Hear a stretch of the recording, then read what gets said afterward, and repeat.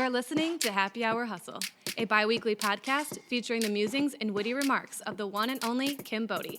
We can promise at least 2 terrible jokes out of Kim and at least 10 minutes of incredible thought leadership from some amazing and influential guests.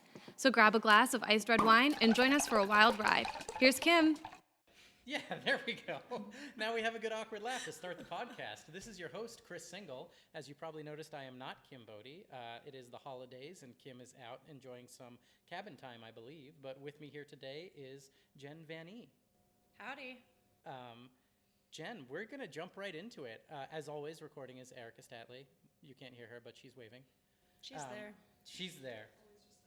Today's topic is how to make goals for your business and stick to them. See, I've never hosted before, so I'm going to be weird with it. Jennifer, so whenever we have someone on the podcast, Yennefer, we're watching The Witcher, and there's a character called Yennefer. It doesn't matter. We love to open with these questions. What's your job title, and who do you work for? I am the Director of Client Success, and I work for Kim Bodie at 834. Well, that leads to my next question. Normally we ask how you know Kim, but since I'm hosting, how do you know Chris? We hired you. Yeah, I mean, that is how you know me. Yeah. What did you think when you first met me? You hated me. That face. That's a face. They can't see your face, but I'm going to tell them. I told you what I thought when I first met you, but I don't know if you want it recorded on the podcast. We'll move on. You've been on the podcast before, so what's your least favorite drink? Ooh, probably anything with Jack Daniels in it. Not a fan. No Jack. I cannot Whiskey handle, in general, or just Jack Daniels? No, just Jack Daniels. I can't handle the smell of it. Like it. Bad experience. Yep. Yeah. Yep. One of those college days. Never again. Yeah. I like Jack Daniels. There's some even cheaper whiskey. Evan Williams is like knockoff Jack Daniels. Oh, can you do Evan Williams? Heard of that. Oh yeah. I think they have like the same brand. If it's a knockoff of something that some people think is good, then definitely not. Yeah. Well, here's a spin on an old classic. You can banish anyone to a remote island for a year. Who do you send, first of all? And there will be a follow-up question. Okay. I think given everything going on right now, I don't want to get political, but I would have to send Trump to his own island. Right. I feel like that's the answer today. Yeah. Especially because, wow, that would be after the election, a year from now. That's crazy to think about. Then what one item do you equip them with? Because you don't really want them to die. Nope, I got it. I would give him a cell phone that will not link to Twitter. Perfect. Oh, like a flip phone. No, like that it got it, but it like Twitter. keeps just giving an error message. Well, he's like, on a remote island. I don't even think he has Wi-Fi. Well, that's fair. Yeah. But at least he can take some selfies, you know? He can still think he's important. Take some selfies. So anyways, today's topic, goals that work. The new year is coming up, and a lot of people, I'm clearly reading this off paper. The new year is coming up, and a lot of people are starting to think about changes they want to make in their lives. Let's talk about what they can do to boost their businesses. Jen, when it comes to setting goals for businesses, what's the first thing you need to keep in mind? The first thing you need to keep in mind, I would say to set a goal that is attainable and reasonable. I think that's a great point, yeah. And that leads into the next question. What are objectives versus goals? So an objective is essentially how you're going to reach your goal. Your goal is what you want to do. Your objective is what you're going to do to get there. Sort of like steps along the way, or for those of you who follow traction. Kind of like how people get confused with strategy versus tactic. Right. Yeah. And then what's the EOS traction? Do you want to talk about EOS and traction and how we use that? We're going to get into EOS. What? I said we're going to get into EOS. Yeah, why not? The rocks and traction and making those progress. You can talk about it better than I can. So we use EOS, obviously, as Chris has just explained. I think the biggest part. And what's that stand for? It is the Entrepreneurial Operating System. And spell entrepreneurial? And I know I don't want to get it. I'm not going down this road. I'm just happy I said it right. Yeah. But we have everyone on the team is assigned rocks that are things that we focus on each quarter to help move us through, because goals can be lofty and they can sound really daunting and difficult to attain. But when you break it down into a quarter, which then you can break down into a smaller process throughout the quarter, it makes it a lot more achievable. And usually we blow ours out of the water. So. Heck yes. Well, and that's why I like to show a lot of times. Obviously, my experience is digital. I'm the digital director for those of you just joining us the first time. But we often on the podcast will talk about how we do things internally and how that translates into how we can do them for clients as well. So then the only other thing I would add to your explanation just now would be the VTO as well. Right. So setting your 3-year, 5-year, 10-year plans, and then it's frankly, I think much easier to break down what does that look like and how do we get there. Yep. On that note, how many goals should a business have at a time? I think that purely depends on the size of the business, like how focused they are on their goals. I don't think that there's one defined answer to that. And I think the follow-up question is similar. How long should those goals span? A quarter, a year, 5 years? Yeah. And again, it depends on the commitment of the leadership team of the business and the size of the business that they're running. Did you read these questions in advance?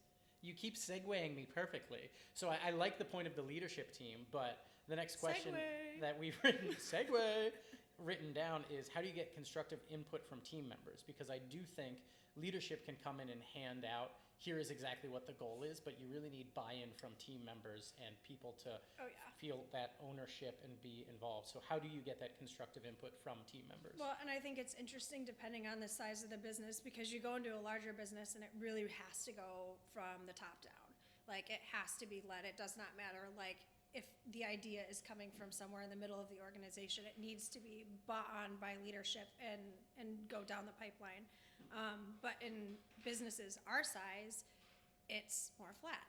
Like, everyone needs to be involved right from the get-go. And I think for us, because I am so big on culture, it's important for the culture and important for the staff to be involved in making those decisions. So it's not something leadership is saying, you have to do this, like, because we said so. It's, here's our goal, how do we reach it, and we all decide together, and then who's going to do what to make that happen. I have a good friend who got a PhD in industrial organizational psychology. My friend in Chicago, who we often wind up talking about. Is he the one that talked about how, like, things spin out of nothing? No, that was the architect in New York, Okay. who I was just thinking about. So Mike Smith, if you're listening to this podcast, there's too many Mike Smiths on the internet and I can't find you, so feel free to reach out. But my friend with the PhD in industrial organizational psychology says basically small businesses want to be big, big businesses want to be small. So I love our flat structure and that team ownership. Right. Is there a way to get that sort of buy-in from people for large companies? Especially, I know a lot of our clients are bigger. How do we convince them that they need to do as we say and as we do? I don't think that there's any convincing. I think people have to want it for themselves. That's a good point. Well, that's business goals in general, but let's talk about our specialty, integrated communications. How key is a marketing strategy in pinning down specific goals? It's huge, especially because it largely will link into sales activity as well. And depending on what your goals are, if they're revenue goals or profit goals or whatever, your marketing needs to be completely in line with whatever you want to achieve. I think you raise a good point there as well of it might be revenue or it might be contacts or leads or whatever your company is already good at. You should set the goals around that to say, hey, I know that my sales team can close these leads. I just need a marketing strategy that will bring the leads in. Right. Or if you know, like, let's say you do some type of product development or something like that, and you've got 4 new products that you know or you're planning to launch in 2020. Does anyone know about them? How are you going to communicate it? Right. Like, how are you going to get the sales to pay for all of the development that you just did to make those products? So I think it's really important to just think about what's in front of you in the year and how you need to be able to support it. Right. Build off of what you know and what's coming down your pipeline and how you're going to handle it. So these questions are a little general, but what are some good marketing goals to have this year?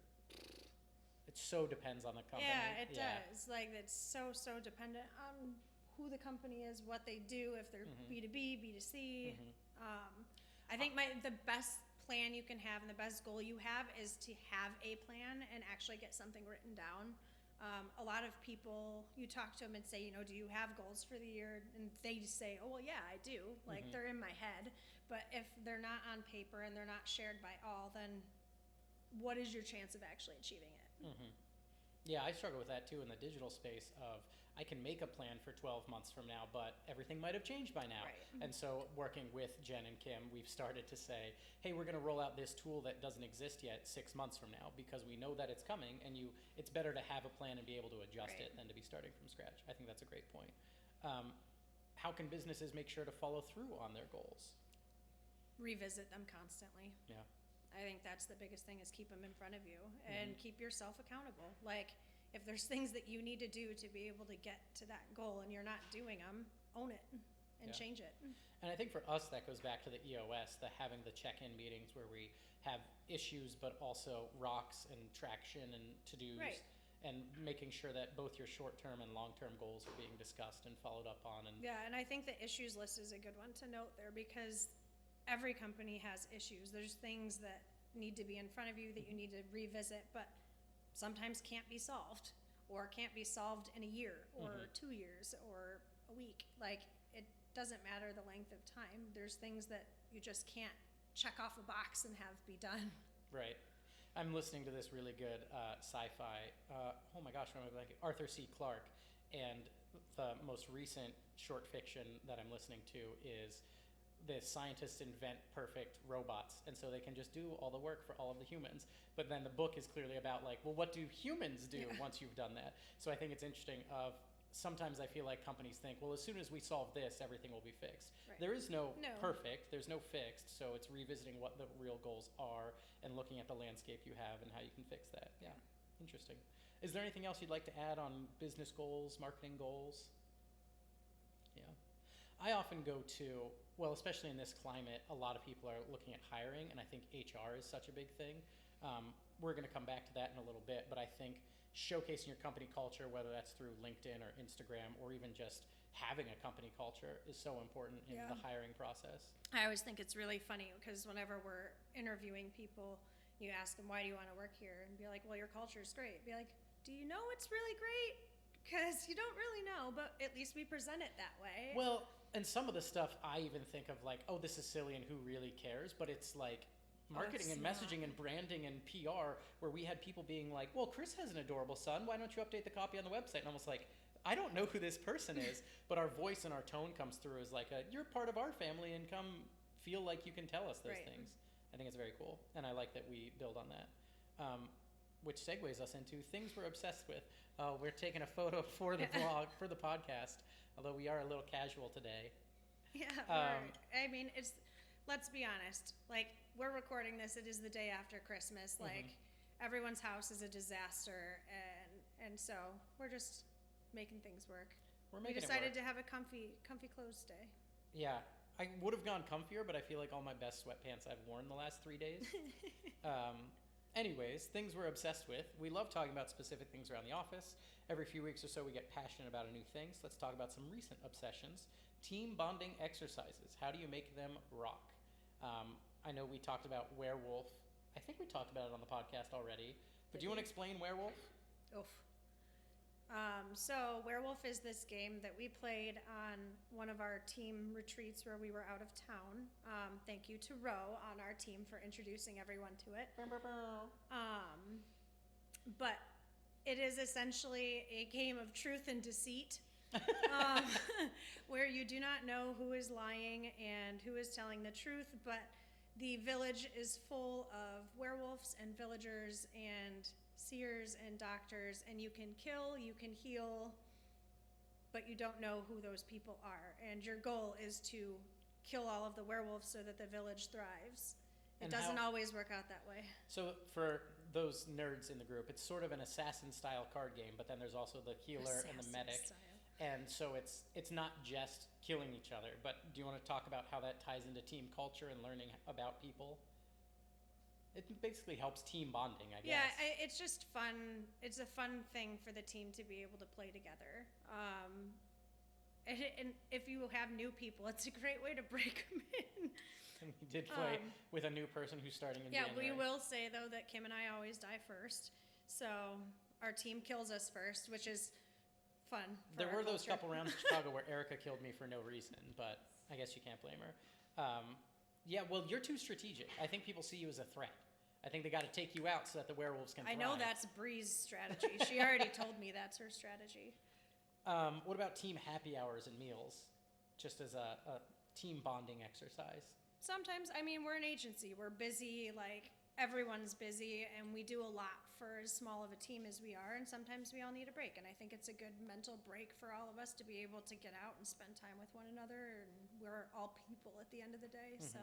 And I was going to say about that get out, do you think it's as effective to do that in the office where you sit and have a Truly or a White Claw? I mean, it's nice. Like, that's a nice part of our culture, and it is nice. Like, if we're really trying to crush through stuff and we can't take the time to kind of take an hour away from the work that we're doing, but I do think you get more organic time together when we aren't doing the work and we're actually just interacting with one another. When you shut the laptops and talk to each other like real human beings. Yeah.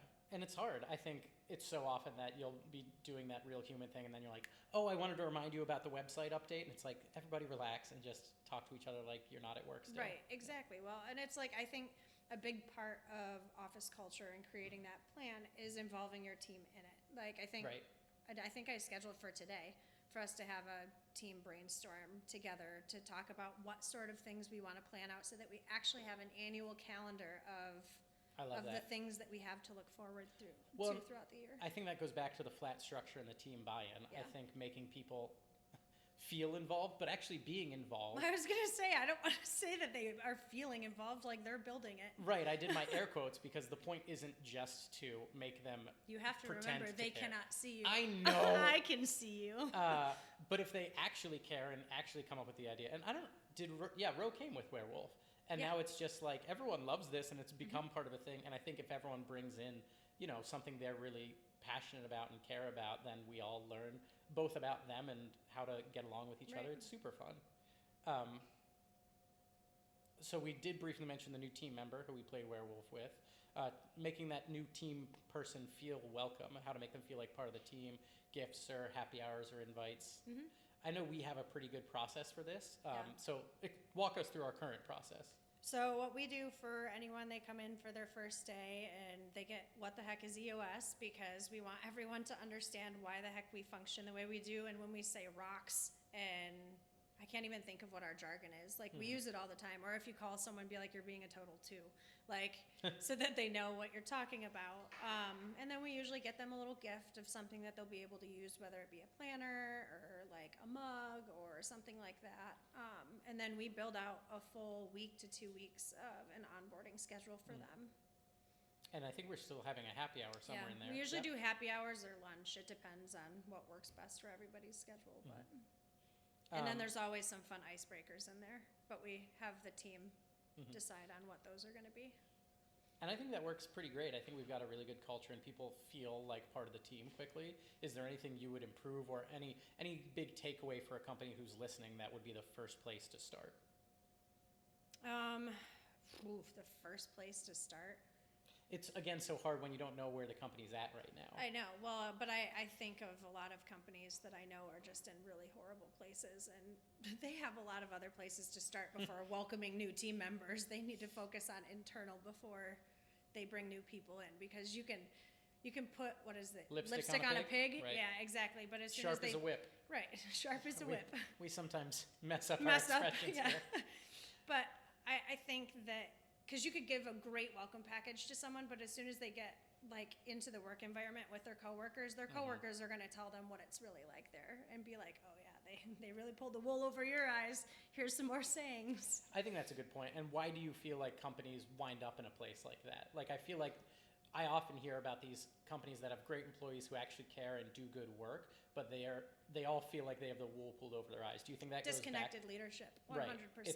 It's that feedback isn't coming from the employees. Yeah, it's you get the people that have worked their way up and have been in other bad cultures where they didn't have a boss that did anything and would ask them to do everything, and they came from bad cultures and then they foster bad cultures. And it's sad, but that's what happens. Is like, well, when I was in this work environment, my boss never did anything for me, so why should I do anything for them? Which is a weird like frat culture. It's of like, horrible. I got hazed, so you should get hazed. Or boomer culture, if you want to get like, I didn't get free college, so why should other people get free college? Well, what if it's better for everyone? Right. I don't know. Again, like, not trying to instead get of political. just trying to make things better, it's focused on, well, this is not the way that I'm used to it being, so Right. And again, why would I change it? Right. Well, let's look at the situation we have today and how we can improve upon that. So Right. I think that's very interesting. Yeah. Anything else you want to say about our culture, about setting goals? Because we're going to get into the rapid fire questions if you're ready for them. I mean, culture is so important. It is so, so important. Right. Like, to retain talent, to attract talent, like, it is, it's number one. Mm-hmm. I had a great employee who had a great idea, who I felt bad he came to me with this idea, and my response was, well, why aren't you just doing it already? Like, I don't want you to feel like I'm preventing you from just going out and doing that thing. I want you to feel so much ownership that you can show me when it's done. Mm-hmm. And he was a really smart, good guy, so I think he's doing well. So he got out of that company culture anyways. Cool. Rapid fire work edition. Are you ready? I guess so. Do you have enough coffee? I'm getting low again, but if I have more, I might get the shakes. Okay. I don't know if you're ready for this. Favorite 834 dog? Joey. Wow, that was quick. Favorite 834 weekly meeting? Ooh. Ooh. I think Monday meetings. I think they're the most useful. Come in early or stay late? Early. Best team happy hour spot? Ooh. We have so many. I know. Do I have to pick just one? I would say O'Toole's. Okay. Morning meetings or afternoon meetings?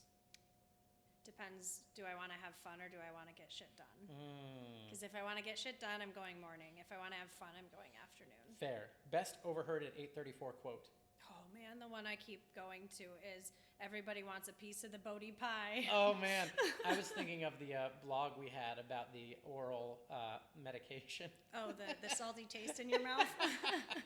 Oh, I had to leave that meeting. I was crying laughing. Best music to rock to while working? Actually, if I really need to get stuff done, the Game of Thrones soundtrack is actually quite good to get things done too. Kim does the Last of the Mohican soundtrack. I do the Mega Man 2 soundtrack. Mega Man.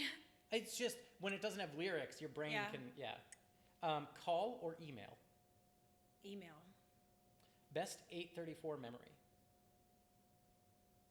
Oh, that's a hard one. Getting hired. Oh, that's cute. That's Is like it? saying my best memory was my wedding day, you know? It's just like, they're all good memories. That's really it. That wraps us up for this episode. Jen, you have I think you should officially do it. You want me to do them? Okay. Yeah. Gosh, I'm going to do my own. Okay, do you want me to change voices? Hand me. Oh, yeah. I'll do it for you. All right. Favorite 834 dog? Sarge. Oh, you stole Sarge. Favorite 834 weekly meeting? Actually, our digital check-ins, I feel like, are useful. Cool. Come in early or stay late? Stay late. Best team happy hour spot? Not O'Toole's. I've been drunk there a little much. What's Speakeasy? Okay. Morning meeting or afternoon meeting? Afternoon meeting. Best overheard at 834 quote? Now I'm just thinking of things I said. I'm going to go with the, if you have a salty taste in your mouth, read this blog post. Best music to rock to while working? Mega Man 2 soundtrack, yeah. Call or email? Email if I need to KYC, or not KYC, CYA, cover your ass. I like Spelling is hard. Well, yeah, anyways. What's but KYC? I like, Is that a thing? it's a know your customer thing. Oh. It's a whole Bitcoin thing that I read about on the internet. Don't worry about it. I do like calls. I think they're very effective, but I think the email, to be able to point to something in writing and be like, no, I told you this per my previous email. Right. Yeah. Well, which is why we always do recap emails for every call. Yep. And best 834 memory?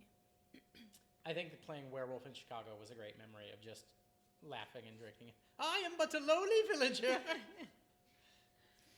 All right, now you Is that it? Oh man, now I can read the thing. Yes, now I'll let you wrap. Well, that wraps us this episode. Jen, you have officially been hustled. Till next time, hustlers, we'll see you on the download.